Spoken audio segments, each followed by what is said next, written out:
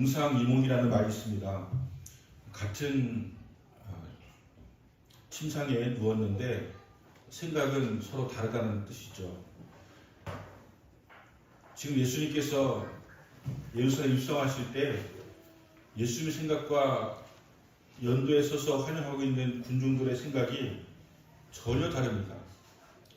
우리는 호산나라고 우리가 찬양을 기쁜 마음으로 찬양을 드렸지만 사실 예수님의 마음과 이스라엘 백성들의 마음은 대단히 많이 다른 것을 우리가 알 수가 있는 것이죠. 이스라엘 백성들은 실제로 자기의 왕으로 예루살렘 입성하는 것으로 알고 환영했습니다.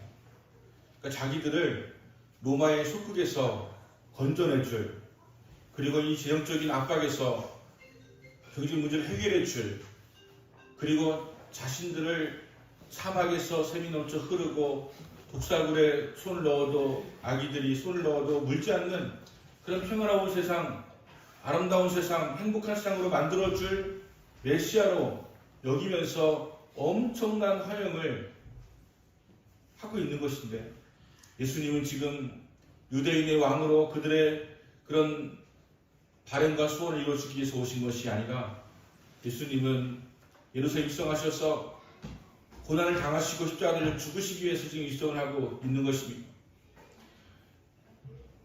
요즘 들어서 정치의 계절이 되다 보니까 많은 희한한 풍경들을 많이 볼 수가 있는데, 예를 들어서 이재명 대표나 한동훈 위원장이나 이런 사람들이 나타나면 아줌마들이 그냥 막 고함을 치다 못해 막 기절하는 사람도 있어요. 보니까 왜 그렇게까지 하는지 모르겠지만 막 너무너무 막 좋아가지고 펄쩍펄쩍 뛰기도 하고, 그러다가 막 쓰러지기도 하고, 손 붙잡으려고 막 난리치기도 하고, 그런 일들이 어렵지 않게 일어나고 있는 것을 볼 수가 있습니다.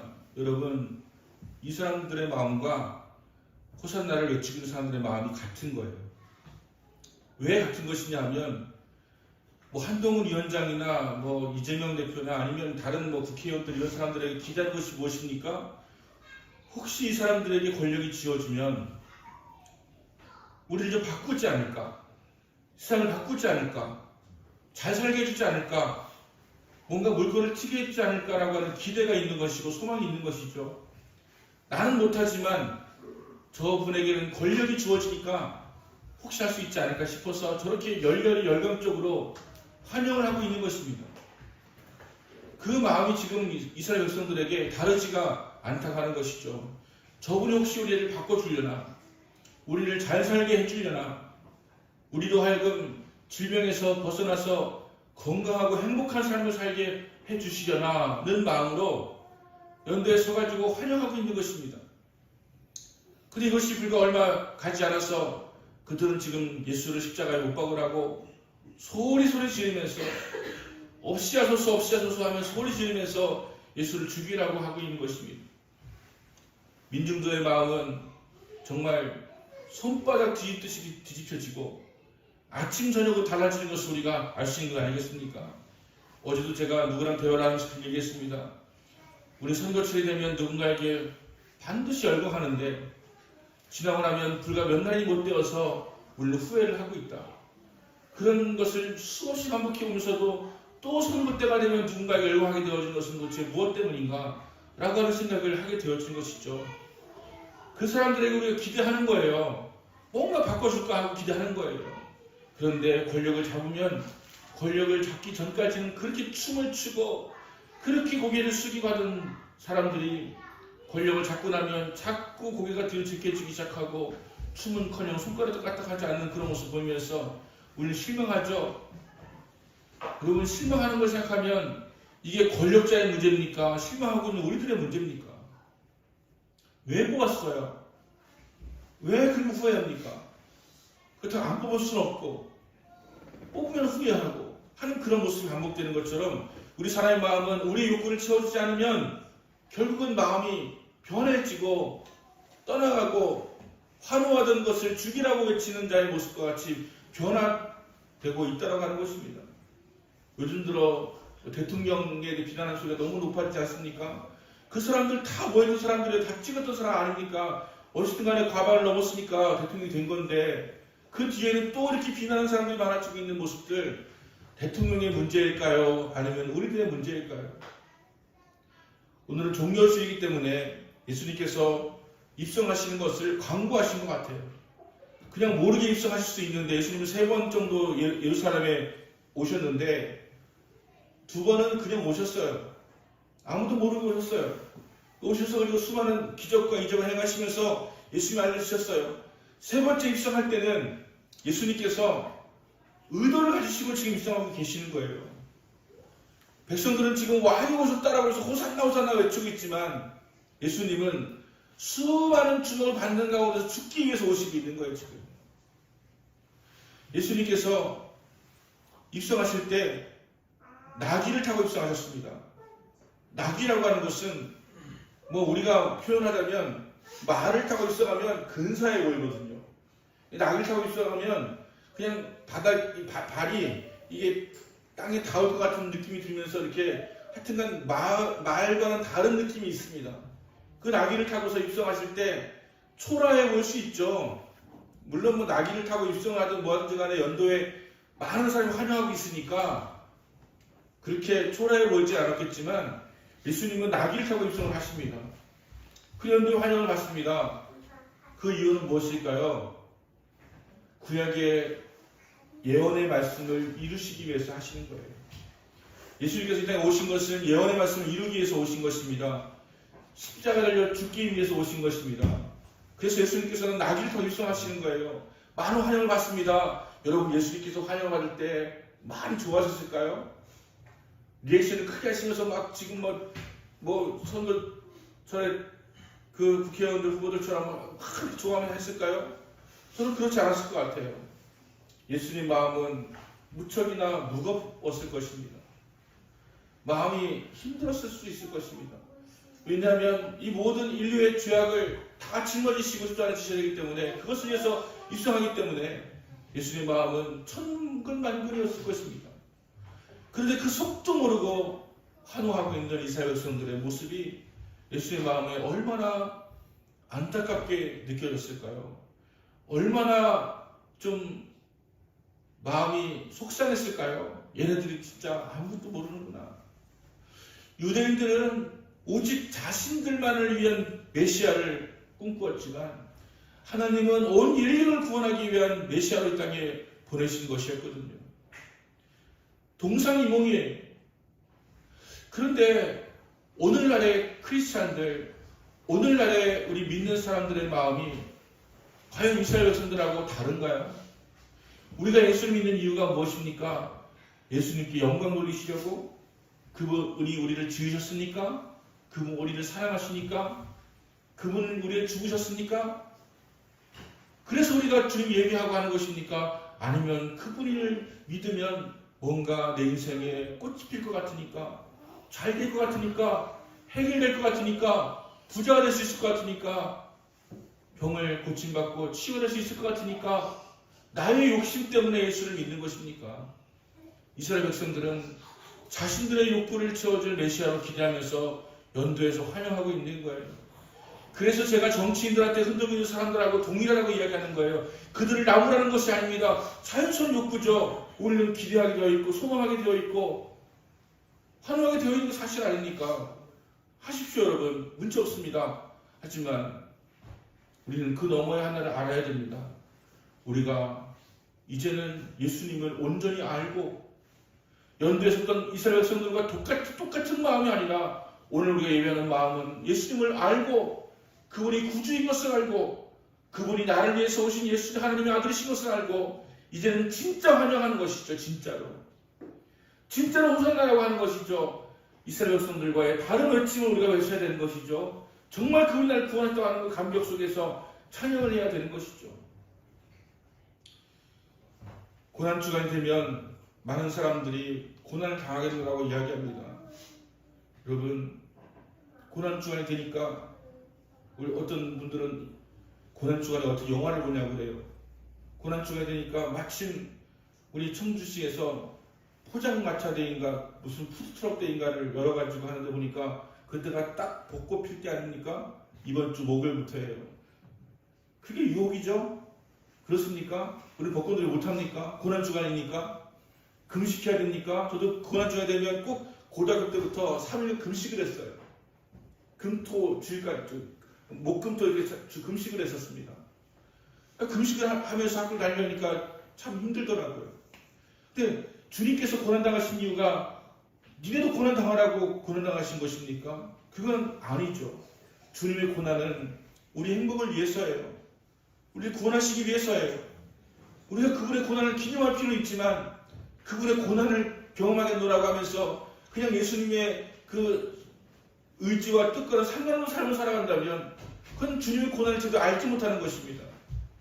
주님은 내 삶의 작은 사소한 곳에서 정직하게 살기 원하시고 누군가 더불어 살기 원하시고 사랑하기 원하시고 주의 복음을 증거하기 원하시는데 굳이 고난당하는 것만 집중하고 굳이 금식하는 것만 집중하고 굳이 벚꽃놀이 안 하고 극장 안 가는 것만 집중한다면 그것은 주님께서 고난당하신 의미를 잘못 알고 있는 것입니다. 우리는 거룩한 삶을 살아야 되고 구별된 삶을 살아야 됩니다. 호산나라고 하는 이 설교를 하면서 호산나를 외쳤던 사람들을 디스한 적은 오늘 처음입니다. 제가 이제까지 그분들 환영하는 거 우리도 환영하자 이런 것이었지 그분들 지금 뭘 잘못 알고 환영하고 있다라고 하는 것을 이야기한 적이 오늘 처음이에요. 아주 확실합니다. 그분들은 환영하고 있는 이유는 예수님을 잘못 알고 있는 거예요. 예수님이 자기를 잘되게 해줄 사람으로 여기면서 환영하고 있는 거예요. 그런데 갑자기 예수님이 무력해요. 예수님이 그냥 잡혀요. 아니 왜 예수님이 잡히십니까? 하다못해 도망이라도 기가 막히게 다니면서 신출기문 하시면서 다니셔야지. 잡힙니다. 그 재판을 받으시는데 그렇게 무기력할 수가 없으세요. 그냥 때리면 맞고 가시면여관을 씌우면 머리에 피가 철철 흐르도록 그냥 가만히 계시고 질문하면 답을 안 하시고 그렇게 무력할 수가 없어요.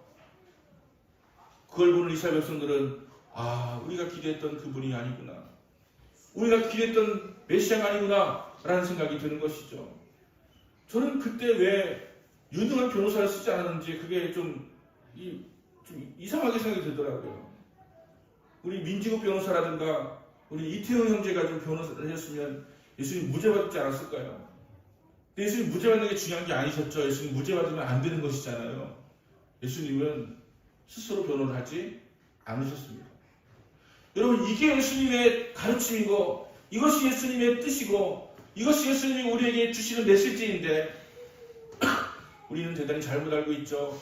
예수님은 억울하신데도 참으셨어요. 예수님은 수치가 있는데도 참으셨어요. 왜냐하면 자신의 사명을 감당하시기 위해서. 우리는 억울함 못 참죠. 우리는 분내죠. 싸우죠. 전쟁하죠. 이것이 예수님의 뜻이 아니라고 하는 것입니다. 우리 예수를 믿는다고 하면서 어쩌면 연대에서 그 이스라엘 백성들 같은 수준에서 예수님이 나한테 뭔가 해주시겠지라고 하는 마음을 가지고 있다고 한다면 우리는 예수님의 뜻을 알아야 되고 예수님의 정신을 알아야 되고 예수님을 따르는 자가 되어야 되는 것을 우리는 기억해야 된다고 하는 것입니다. 잠시 아침에 묵상하고 기도하면서 그런 생각이 들었습니다. 온 세상이 그냥 전쟁 없기로 합의하면 어떨까? 그냥 지금 영토 그냥 그대로 인정해주고 그냥 거기에 서로 공존공략 서로 왔다 갔다 하면서 서로 교제하면서 서로 침입하지도 침공하지도 않고 하지도 않고 이렇게 전쟁하지 않고 살면 얼마나 좋을까? 전쟁이 얼마나 무고한 사람들을 죽이고 있습니까? 어제는 러시아에서 극장에서 누가 총을 난사해가지고 130명이 죽었어요. 모스크바에서 그런 일이 벌어지는 일이 별로 없는데 어제 그런 일이 벌어졌어요. 그랬더니 잡힌 사람이 뭐라고 했는지 아세요? 여기 있는 사건을 치르고 나면 750만 원 받기로 했대요. 750만 원 받으려고 그 짓을 한 거예요. 수많은 사람들이 죽어나가는 그 짓을 하고 나서 750만 원 받으려고. 7억 5천도 아니고 7천억도 아니고 얼마나 흉측한 일이 벌어지고 있는 것입니까? 왜 이런 일이 벌어져야 되는 것입니까? 예수님의 정신은 전쟁하라고 한 것이 아니고 싸우라고 한 것이 아니고 당신의 사명을 위해서 묵묵히 참고 묵묵히 자기의 길을 걸어갔으면서 우리의 그 길을 보여주시는데, 고난의 주간에는 그 묵묵함이 우리에게 있어야 되는 것이 아닌가 싶어요. 그 묵묵함으로 주님의 길을 따라가는 모습이 있어야지. 여러분, 제가 이렇게 고민하고 싶어요. 여러분, 벚꽃놀이를 묵묵하게 좀 한번 다녀보세요. 왜 벚꽃놀이 못합니까? 이런 얘기 한다고 해서 벚꽃놀이 안 할 수도 없지만, 벚꽃놀이 하는 게 문제가 아닙니다. 예수님 정신대로 살아가는 것이 정말 중요한 것이다라고 하는 것입니다. 저는 지난해에도 빌라도에 대한 설교를 한 기억이 나는데, 빌라도의 고뇌가 다시 좀 이렇게 다가왔어요. 빌라도가 고뇌해요. 무엇을 고뇌하냐면, 빌라도 생각에 예수님은 죄가 없으세요. 그래서 오늘 본문 말씀 보면 빌라도가 3번이나 예수님은 무죄다라고 선포합니다. 3번이나 선포합니다. 그런데 빌라도는 결국은 그 무죄를 선고했던 그 말을 거둬들이고 결국 십자가에 달려 죽이라고 하는 명을 내리게 된 것입니다. 여러분, 이것이 우리의 고뇌죠. 우리는 주님 뜻대로 살고 싶은데, 우리는 주님을 인정하는데, 뭔가 우리도 하여금 주님을 온전히 따르지 못하도록 하는 그런 유혹이 있고 시험이 있고, 또 뭔가 우리에 대한 어떤 많은 그 강한 강력한 바람 같은 것들이 우리에게 있지 않습니까? 빌라도는 여러 가지 정치적 한계를 가지고 있었습니다. 로마에서 빌라도에 대한 악평이 로마 황제에게 들어가고 있는 상황이었다고 그 당시에 역사가들 요세푸스는 이야기합니다. 지금 같으면 어제 갑자기 수성시에 국회 후보로 나왔던 사람이 땅 투기한 거를 제대로 신고 안 해가지고 잘렸잖아요. 요즘 같으면 잘려버린 것 같은데, 그걸 조금 더 시간을 주고 있는 그런 상황이었는데, 그런 불안한 상황 가운데서 이 재판을 맡으려니까 분명히 죄가 없기는 한데, 지금 이스라엘 백성들이 막 뭐라고 이야기했냐면, 우리에게는 가이사밖에는 왕이 없나이다. 저 사람은 자칭 자기가 유대인의 왕이라고 하나이다. 이렇게 하면서 하니까 빌라도가 갈등이 생기는 것이죠. 가이사를 건드리니까 이 가이사밖에 왕이 없는 거 나도 알겠는데, 거기를 이렇게 또 올라가게 되어지면 나는 이제 죽는 목숨인데 하는 그런 마음이 있다 보니까 그들의 이야기를 거절하지 못합니다. 또 하나 유대인들에게 엄청난 그냥 강력한 폭정을 행하면서 유대인들의 민심이 사라졌는데, 이게 또 민심을 얻을 기회예요. 이들이 다 한 목소리로 예수님을 죽이라고 하는 그런 가운데 그들의 이야기를 들어주면 자신의 마음을 그들에게서 얻을 수 있을 것 같다는 그런 생각이 들어가지고, 그는 결국 권력을 유지하고 싶은 그런 욕심, 그리고 민심을 얻고 싶은 그런 욕심, 이런 것들 때문에 그는 결국 잘못된 판결을 내리게 되었다라고 하는 것입니다. 그의 아내가 간밤에 꿈을 꿨는데 예수님은 무죄다라고 하면서 절대로 그 사람에게 사형을 내면 안 된다라고 이야기를 또 했다는 거예요. 그래서 이 마음이 또 걸리는 거예요. 빌라도가 아무리 민중들에게는 무서운 총독이었어도 와이프한테는 또 꼼짝 못하는 또 남편 아닙니까? 그래서 그 말을 거역하기 어려운데, 너무 강력하게 예수를 십자가에 못 박으라고 하니까, 너무 예수님을 없이하수 하니까, 가이사를 들먹이면서 가이사밖에 왕이 없나이다. 이게 얼마나 정말 부끄러운 이야기입니까? 우리나라 사람으로 이야기하자면요, 우리나라의 왕은 천황폐하밖에 없습니다라고 똑같은 거 아닙니까? 우리나라의 왕은 빌라도 총독 당신 그 위에 계시는 가이사밖에 없습니다라고 하는 거 아닙니까? 이런 매국이 어디 있습니까? 그런데 예수를 죽이려고 우리에게는 가이사밖에 왕이 없나이다 이러고 앉아있는 거예요. 이런 가운데 빌라도는 분명히 예수는 죄가 없는데, 지켜볼수록 신문할수록 죄가 없는데, 그래서 3번이나 죄가 없다고 선포했는데, 결국 그 자신의 권력욕과 자신의 그 인기를 유지하기 위해서 그런 잘못된 판결을 내리고 말았다고 하는 것입니다. 자, 이제 빌라도가 어떻게 했는지가 중요한 것이 아니고, 빌라도 욕은 우리가 매주마다 하고 있잖아요. 그죠? 사도신경으로 하고 있지 않습니까? 그러니까 빌라도가 문제가 아니고, 과연 우리는 예수님에 대해서 어떻게 생각하고 있는가 하는 것을 좀 점검해 봐야 되는 것이죠. 자, 여러분, 예수님을 어떻게 생각하고 계십니까? 예루살렘 입성할 때 연대에 서서 호산나 호산나 외치던 그 무리들처럼 예수님 환영하는 그런 모습, 예배하는 그런 모습, 찬양하는 모습, 예수님 향하여 열광하고 있는 그런 모습은 있지만 그 마음속에는 예수님이 나의 삶의 수단이 되어져서 내 삶의 참모가 되어져서 나를 위한 예수로, 나를 위한 구주로, 나를 위한 하나님으로, 나를 위한 그분의 삶으로 이렇게 생각하고 있는 것은 아닌가 하는 것을 돌아보아야 된다고 하는 것입니다. 여러분, 예수님은 나를 위한 예수님이 아니라 예수님을 위한 내가 되어야 하는 것입니다. 예수님이 나를 구원하셨고 하나님이 나를 지으셨다고 하는 것을 믿고 인정하면서 우리 그분을 위한 그런 내가 되어야 한다고 하는 것입니다. 그래서 이제 우리의 호산나는 예루살렘이 막 호산나다 이런 것이 아니라 그들과는 다른 정말 예수님을 나의 주 나의 하나님 영접하고 환영하고 모셔드리는 그러한 예수님으로 살아가야 된다고 하는 것입니다. 예수의 정신은 포기할 수 없는 귀한 정신입니다. 분명히 점점 발달해 가면서 예수의 정신은 희미해져 갑니다. 그래서 지금 모습 속에서 정말 우리가 어떻게 살아갈 것인가 하는 것에 대해서 생각을 해야 되지만 제가 볼 때는 생각이 별로 없어요. 빌라도는 고뇌했잖아요. 그냥 고뇌했잖아요. 예수는 무죄인데 고뇌했잖아요. 여러분 고뇌하십니까? 고민하십니까? 생각하십니까? 내가 이렇게 사는 게 맞나라고 한번 뒤집어 보십니까?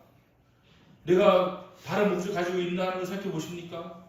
이런 고뇌도 없이 그냥 세상의 흐름 따라서 살아가는 거 흐름 따라서 너무너무 정말 안타깝고 속상한 마음들이 많이 드는 게 있죠. 우리나라에서 이번에 의대를 2,000명으로 정원을 늘린다고 해요. 가장 큰 혜택을 보는 것이 보니까 충북대학교더라고요. 여기는 49명이었는데 151명을 늘려가지고 200명 채운대요. 이제 여기 충북대학교 지금 제가 며칠 전에 캠퍼스를 한번 쭉 걸어 돌았는데 건물이 보통 만들어진 게 아니에요.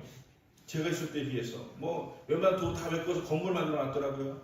근데 이게 의제가 지금보다 4배가 느는 거잖아요. 그러면 아마 건물도 막 짓고 막 엄청나게 변화가 생겨나게 될 거예요. 자, 그런데 오늘 이런 뉴스를 접했습니다. 전북대 병원 또 뭐 웬만한 병원들이 지금 거의 뭐 적자가 어마어마하대요. 서울에 있는 병원들은 연세대병원이든 서울대병원이든 간에 그 마이너스 마통을요 2,000억, 3,000억을 만들어 놨대요. 그래서 환자들 많이 못 받지만 그래도 적자나는 거 그걸로 이렇게 해준대요. 지방의 대학병원은 돈이 없어가지고 150억, 200억 마이너스 통도 만들어 놨는데 이걸 다 써가지고 지금 그 적자가 뭐 너무 많대요. 지금 뭐 급한 사람들 돈 많이 벌 수 있는 그런 것들은 환자 못 받으니까 너무 손해가 커가지고 감당 못 하겠다는 거예요. 게다가 정부에서는 이 의사들 사표를 갖다가 안 받기로 했잖아요. 안 받잖아요.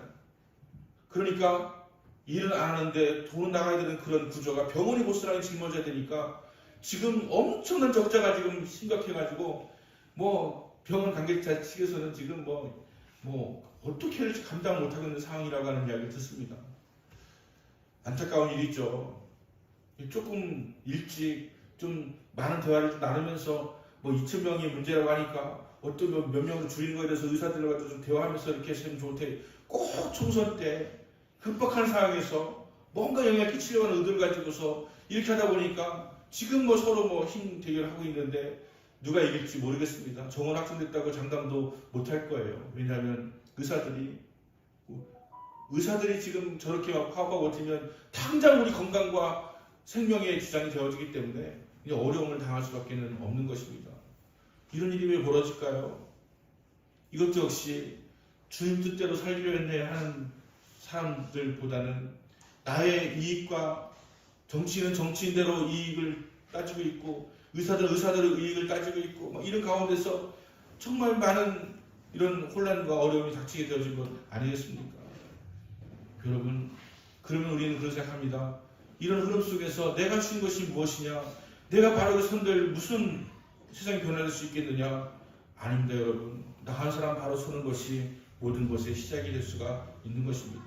예수님 한 분 바로 선 것만으로도 이 땅에 얼마나 많은 평화가 찾아왔습니까? 얼마나 많은 문제가 해결되었습니까? 얼마나 많은 기적이 일어났습니까? 나 한 사람 변화되기 시작하는 거 작은 일 아닙니다. 내가 바로 서고 내가 옳게 결정하고 내가 주님의 길을 따르고 내가 주님이 원하시는 주님께서 먼저 걸어가신 그 길을 따르고 결정하고 나아갈 때 세상은 더 아름다워지고 밝아지게 될 것입니다. 여러분, 잘 살고 못 사는 것의 문제는 주님께서 우리에게 허락하시며 그것은 가장 중요한 문제가 아니고 따라올 수 있는 문제가 될 수 있다고 하는 것을 믿으셔야 됩니다. 주님께서 우리에게 가장 원하시는 것은 주님은 우리가 잘 살길 원하세요. 행복하길 원하세요. 그리고 고난 당하신 거예요. 그래서 죽으신 거예요. 근데 그보다 가장 더 중요한 것이 뭐냐면 네가 하나님의 자녀인 것을 알고 살아야 된다. 너는 하나님의 자녀로 회복된 삶을 살아야 된다. 그리고 무엇이 바른 가치인가 하는 것을 알고 살아가야 된다. 그렇게 하고 부유하게 살아야 그 부유한 가치가 있는 것이고 그렇게 살아야 그 높은 명예의 가치가 있게 살아가는 것이지 라고 하는 것을 주님이 알기를 원하시는 것입니다. 늘 말씀드리잖아요. 여러분 반드시 잘 되시기 바랍니다.